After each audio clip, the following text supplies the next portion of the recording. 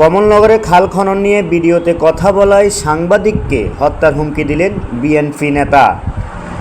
লক্ষ্মীপুরের কমলনগরের সরকারি খাল খনন কর্মসূচি চলার মধ্যে পানি উন্নয়ন বোর্ডের পুকুর ভরাট করার বিষয়ে ভিডিওতে কথা বলায় এক সাংবাদিককে হত্যার হুমকি দিয়েছে বিএনপির একজন স্থানীয় নেতা শেকান্তর আলম।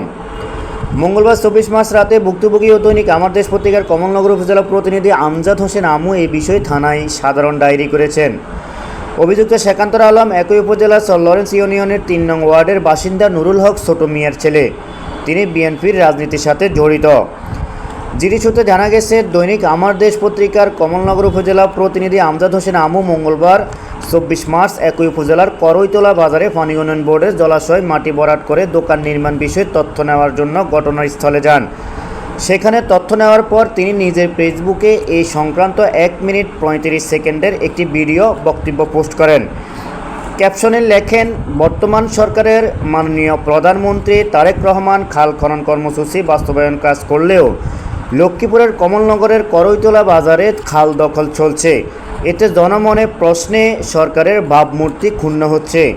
সাংবাদিক আমজাদের সেই ভিডিও বক্তব্যটি 15,000 মানুষ দেখে 51 জন শেয়ার করেন এবং 68 জন মন্তব্য করেন।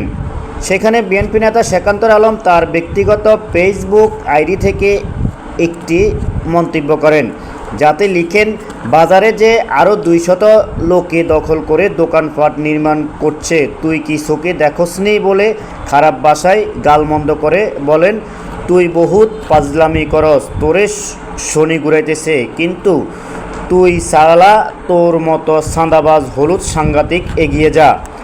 সাংবাদিক আমজাদ জানান, অন্য ব্যক্তির অন্যায়ের বিরুদ্ধে কথা বলায় বিএনপি নেতা শেকান্তর আলম আমাকে হত্যা করার জন্য সরাসরি ফেসবুকে এসে হুমকি দিয়েছে।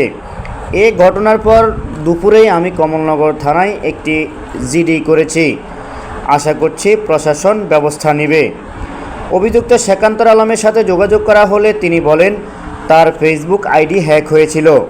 এ সময় তিনি আরও বলেন তিনি এখন কোর্টে মামলা করবেন, তবে কী বিষয়ে মামলা করবেন সেটি তিনি জানাননি। কমলনগর উপজেলা বিএনপি সভাপতি নুরুল হুদা চৌধুরী বলেন, শেকান্তর আলম বিএনপির কোনো পদবিতে নেই। সে কয়েক বছর আগেই বিএনপি থেকে ইস্তফা দিয়েছে। বর্তমানে সে কোনো দলই করে না। সে সাংবাদিকের সাথে এরকম বেয়াদবি করেছে, সে যেন ব্যবস্থা নেয়।